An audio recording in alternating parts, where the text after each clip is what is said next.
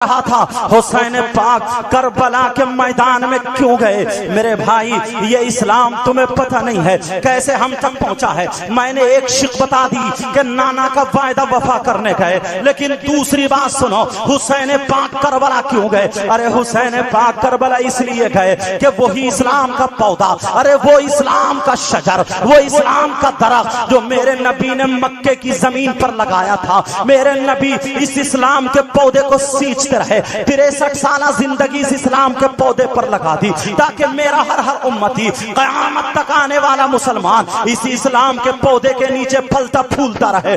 اللہ اللہ، میرے نبی 60 سالہ زندگی گزارنے کے بعد ظاہری دنیا سے تشریف لے جاتے ہیں، لیکن یہ اسلام کا پودا رہ جاتا ہے۔ اب اس اسلام کے پودے کی ذمہ داری سیدنا ابو بکر صدیق پر آ جاتی ہے۔ سیدنا ابو بکر صدیق اس کی سینچتے رہتے ہیں، اس کی دیکھ ریکھ کرتے رہتے ہیں، اس کو سنبھالتے رہتے ہیں، یہ بھی ظاہری دنیا سے تشریف لے جاتے ہیں۔ اب اس اسلام کے پودے کی ذمہ داری حضرت عمر پر آ جاتی ہے، وہ بھی اس اسلام کو سینچتے رہتے ہیں، وہ بھی ظاہری دنیا سے تشریف لے جاتے ہیں۔ اب عثمان غنی پر ذمہ داری آ جاتی ہے، وہ بھی ظاہری دنیا سے تشریف لے جاتے ہیں۔ اب اس اسلام کے پودے کی ذمہ داری حضرت علی رضی اللہ تعالیٰ عنہ پر آ جاتی ہے، ارے وہ بھی اسلام کو سینچتے رہے۔ اگر کوئی ظالم نکل کے آتا ہے تو علی ذوالفقار لے کے میدان میں آ جاتے ہیں، کوئی اسلام کو گرانے کی کوشش کرتا ہے، علی اسے میدان میں پچھاڑ دیا کرتے ہیں، اسے کاٹ کر رکھ دیا جاتا ہے، لیکن علی بھی ظاہری دنیا سے تشریف لے جاتے ہیں۔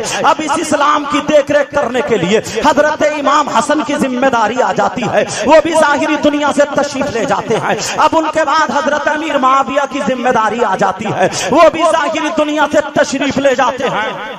اب یہ زمانہ آ جاتا ہے کہ اسلام لڑکھڑانے لگتا ہے، وہ دور آ جاتا ہے کہ اسلام اب پاؤں پھڑپڑانے لگتا ہے، آخری سانسیں لینے لگتا ہے۔ ارے اسلام کا کوئی پرسان حال نہیں ہے، یہی ایک ظالم اٹھتا ہے جو نبی کا کلمہ پڑھنے والا ہے، جس کو یزید کہا جاتا ہے، یہ اس کا دور آ جاتا ہے۔ ارے نبی کا کلمہ پڑھنے والا ہے، لیکن ایک طرف شراب کا پیالہ ہے، دوسری طرف ناجائز اور تو اس کے دوسرے ہاتھ میں ہے، ایک طرف شراب کا، ایک طرف قرآن پاک ہے، دوسری طرف شراب کا پیالہ ہے۔ ارے سگی بہن سے نکاح اس نے جائز کر دیا تھا، شریعت میں طبیعت کو ملا رہا تھا، یہاں تک کہ عالم اتنا بگڑ چکا ہے، میرے بھائی ماحول اتنا بگڑ چکا ہے کہ نبی کا کلمہ پڑھنے والے ایک یزیدی کو دیکھو، اس نے 7 عورتوں کو اپنے روپیوں کی بنا پر خرید لیا، ایک رات کے لیے خرید لیا، ایک بڑی بیٹھک میں 7 عورتوں کو اس نے جمع کر لیا، ان کے کپڑے اتار دیے جاتے ہیں، تو شراب کے مٹکے رکھ لیے جاتے ہیں، شراب پلا کر کے اس کے ساتھ عیاشی کر رہا ہے، 7 عورتوں کے ساتھ ناچ رہا ہے، ڈھول بج رہا ہے، اللہ اللہ پوری رات گزار رہا ہے، وہ ننگے جسم پر شراب ڈال رہی ہے اور رقص کر رہی ہے۔ یہ جو تھا یزید نبی کا کلمہ پڑھنے والا، ارے اپنی زبان سے اور منہ سے شراب چاٹ رہا ہے، عیاشی کر رہا ہے، لیکن اس کے گھر میں قرآن رکھا ہوا ہے۔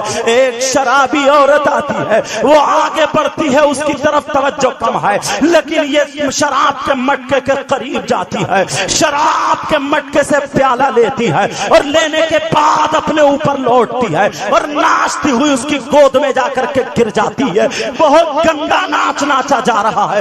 ارے یہ نبی کا کلمہ پڑھنے والے ہیں، اسلام کو داغ کر رہے ہیں، قرآن ان کے گھر میں ہے، اسلام کو بدنام کر رہے ہیں، قرآن کو بدنام کر رہے ہیں، ایسا عالم ہے۔ لیکن اب ایک عورت اٹھتی ہے جو بالکل برہنہ ننگی ہے، اللہ اللہ، اس کے جسم پر شراب لگی ہوئی ہے، اس کے ہاتھوں سے شراب کے قطرے ٹپک رہے ہیں، اس کے ناخون سے شراب گر رہی ہے۔ یہ ظالمہ اٹھتی ہے، ارے شرابی ہاتھوں سے، شرابی قدموں سے آگے بڑھتی ہے، اس شراب کے مٹکے کے پاس نہیں جاتی ہے، بلکہ اس یزیدی کے گھر میں چلی جاتی ہے۔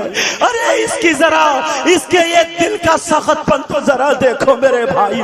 ارے وہ زمانہ آ گیا، وہ قرآن، وہ اسلام جس کی حفاظت میرے نبی کر رہے تھے، فاروق اعظم عثمان غنی مولا علی کر رہے تھے۔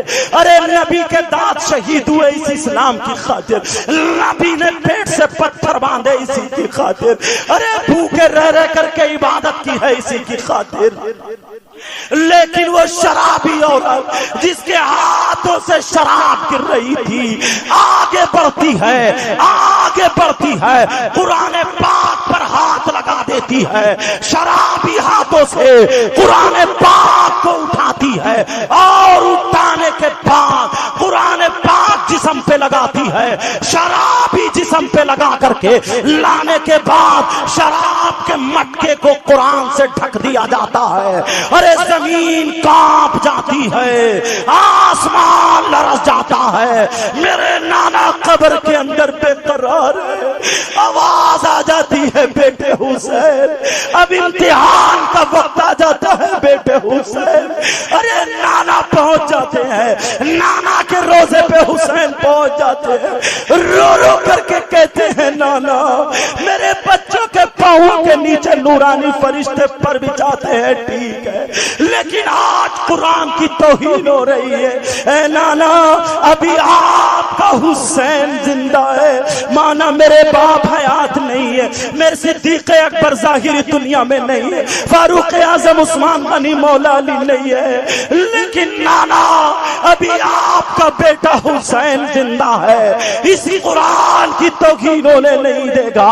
ارے اسی لیے جب حسین نے دیکھا تو اپنے بچوں سے کہا چلو اب اسلام کی عزت کو بچانا ہے، چلو اب اسلام کو بچانا ہے، چلو۔ حسین کربلا کے میدان میں پہنچے تو بچوں کو بچانے نہیں بلکہ بچوں کو کٹانے گئے تھے، اسلام کو بچانے گئے تھے۔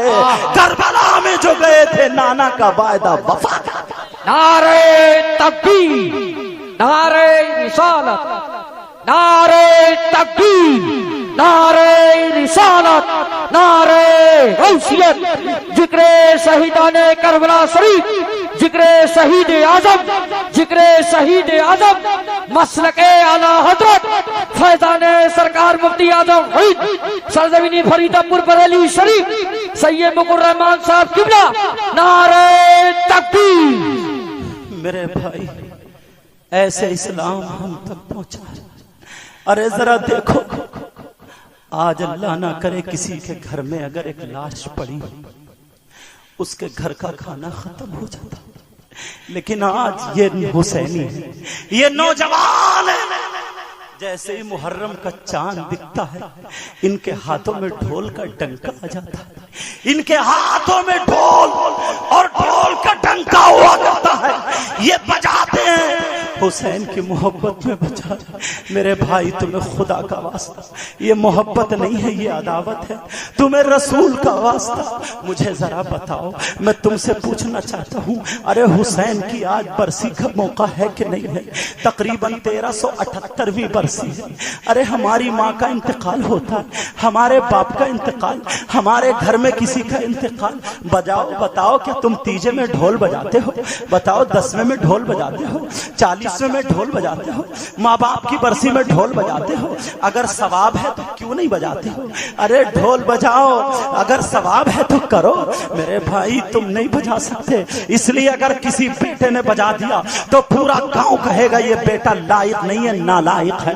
ارے کتنا بڑا نالائق ہے جو اپنے باپ کی برسی پہ ڈھول بجا رہا ہے، اپنی ماں کی برسی پہ ڈھول بجا رہا ہے، بولو ہے کہ نہیں ہے؟ پورا گاؤں کہے گا، محلے والے کہیں گے اس کو بستی سے نکال دو، یہ لائق نہیں ہے، یہ نالائق ہے جو اپنے باپ کی برسی پہ ڈھول بجا رہا ہے۔ ارے مجھے بتاؤ، ذرا سوچو، ٹھنڈے دماغ سے سوچو نوجوانوں، آج کے بعد تمہارے پاس ڈھول نہیں آنا چاہیے، ڈنکا نہیں آنا چاہیے، اگر ہو تو قرآن خوانی گھروں میں کراؤ، پروگرام کراؤ، ذکر حسین کراؤ، بریانی پکاؤ، کھچڑا پکاؤ، روزے رکھو، غریبوں کی مدد کرو، سبیل لٹاؤ، شربت اور چائے جتنا ہو سکے غریبوں میں کھانا تقسیم کرو، مدد کرو، حسین کے نام پہ لٹاؤ، ذکر و اذکار کرو، قرآن کی تلاوت کرو، تب تم پکے سچے حسینی مانے جاؤ گے. حسین کی ماں بھی راضی ہوں گی, حسین کے باپ بھی راضی ہوں گے,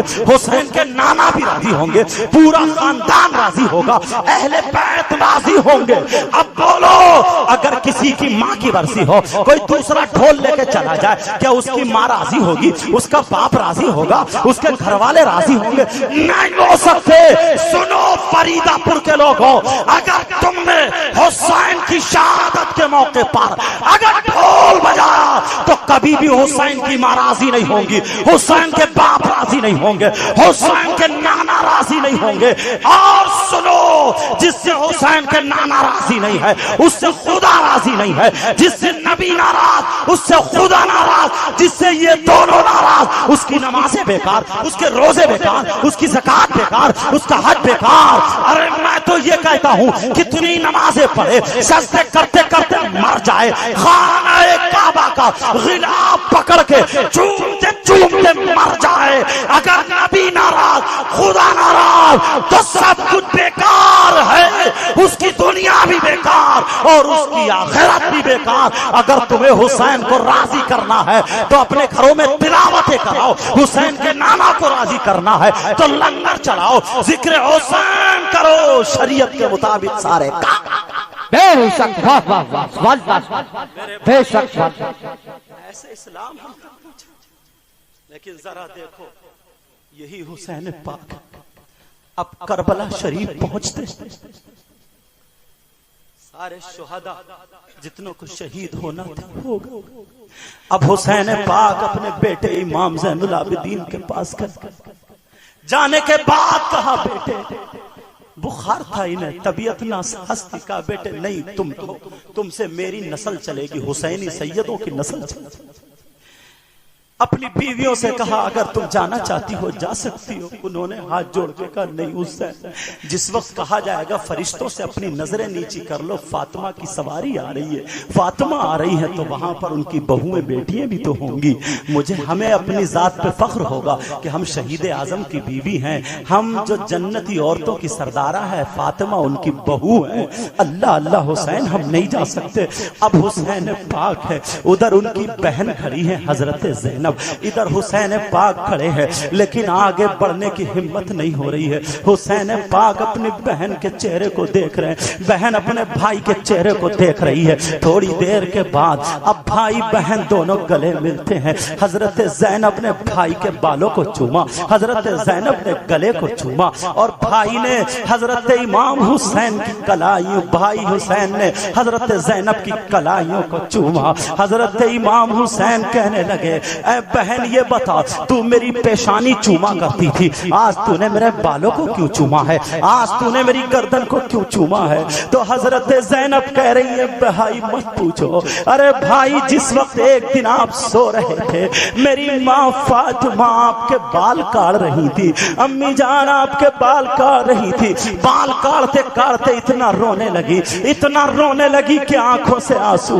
اور بے قرار ہو جاتی ہے. میں دوڑ کے آ گئی, امی جان کہیں تکلیف ہے کیا, پیٹ میں درد ہے, کیا بات ہے امی جان؟ کہا بیٹی کوئی بات نہیں ہے, مجھے کربلا یاد آ گئی ہے, آج میں اپنے بیٹے کے بال کاٹ رہی ہوں, کربلا کے میدان میں یہی بال ریت میں سن جائیں گے.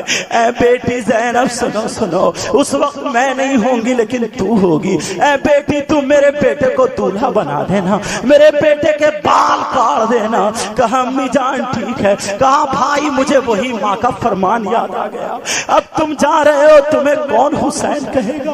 ارے حسین جا رہا ہے, اب ہمیں قافلے, ہمارے قافلے کی کون ذمہ داری سنبھالے گا؟ بھائی عباس کے بازو بھی کٹ گئے ہیں, اولو محمد علی اکبر علی اصغر بھی شہید ہو چکے ہیں, سارے لوگ شہید ہو گئے, امام زین العابدین بچے ہیں, ان کی طبیعت ناساز ہے. کہا بھائی اب کون ہماری حفاظت کرے گا؟ بھائی نے کہا بہن سن, فاطمہ کے گھر میں ایک حسین نہیں 2 حسین ہیں. ارے ایک حسین وہ ہے جو اسلام کی حفاظت کرنے کربلا جا رہا ہے, اور ایک حسین وہ ہے جو خیمے میں رہ کر کے میرے قافلے کی حفاظت کرے گا, جس کا نام زینب ہے. اے بہن آج کے بعد تجھے حسین بننا ہے, تیرا کردار سے لگے حسین ہے. اے بہن آج کے بعد تجھے حسین کا کردار ادا کرنا ہے. اللہ اللہ, دونوں بھائی بہن ہیں. حسین پاک کے سر پر, حسین پاک کے سر پر نانا کا امامہ شریف سجا دیا جاتا ہے. حضرت سید الشہداء امیر حمزہ کی زرہ پہنا دی جاتی ہے, ہاتھ میں ذوالفقار دے دی جاتی ہے, دوسرے ہاتھ میں جعفر طیار کا نیزہ دے دیا جاتا ہے, اور گھوڑے پہ سوار کر دیا جاتا ہے. جاؤ جاؤ چلے جاؤ, او بھائی جاؤ, مجھے شہادت دے, کیونکہ تم سن چکے ہو, لیکن مجھے آگے بتانا کیا ہونا ہے. حسین پاک کربلا جا کر کے شہید ہو جاتے ہیں. میں آپ سے پوچھنا چاہتا ہوں, حسین پاک جب شہید ہو گئے تو ان ظالموں نے کیا کیا تمہیں معلوم ہے؟ ارے سنو, ان ظالموں نے حسین کے گھر میں, حسین کے خیموں میں لوٹ مار شروع کر دی ہے. کسی سید زادی کے ہاتھ آگے کو باندھے, کسی کے پیچھے کو باندھ لیے.